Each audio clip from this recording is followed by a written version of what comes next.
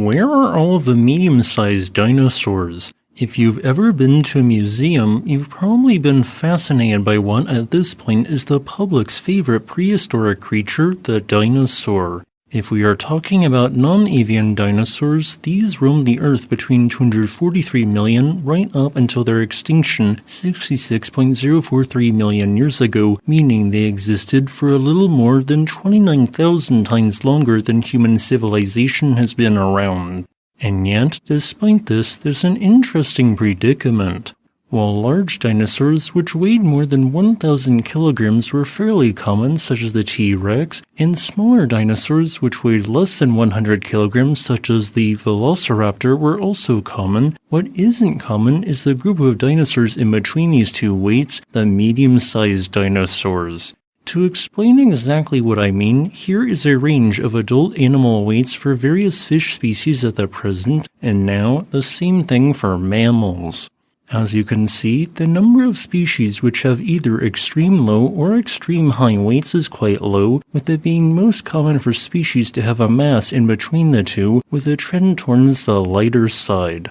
And yet, for extinct dinosaurs, this isn't the case, with the greatest number of species existing in the heavier end. For reference, here is what the chart should be expected to look like if it were to follow a normal distribution, suggesting that between 50% and 85% of all dinosaurs that weighed between 100 and 1,000 kilograms are simply missing.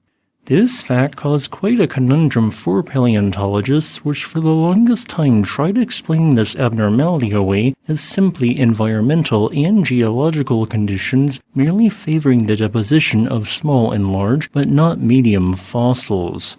As a quick reference, a number of factors can make a prehistoric animal more or less likely to show up in the fossil record compared to their actual abundance at the time, with the fact jellyfish don't have any skeleton making their abundance far less common in relevant fossils than they otherwise would be. Perhaps there truly was some environmental factors scientists couldn't identify that simply left no trace the vast majority of the time from medium-sized dinosaurs. Well, as more and more data came in via more fossil discoveries around the globe, the same pattern kept reappearing, even in localities that for all intents and purposes shouldn't have allowed larger dinosaurs to become fossilized at a higher rate than their medium-sized cousins. After much pondering and debate, a team of scientists finally came up with an explanation so simple to this problem that you'd be surprised no one had thought of it beforehand.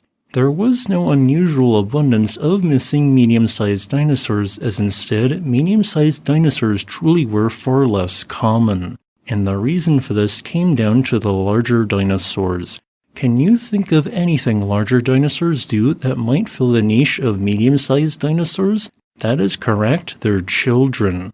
The children and then teenage equivalents of ancient larger dinosaurs seemingly outcompeted the vast majority of medium-sized dinosaurs at the time, acting in their niche instead.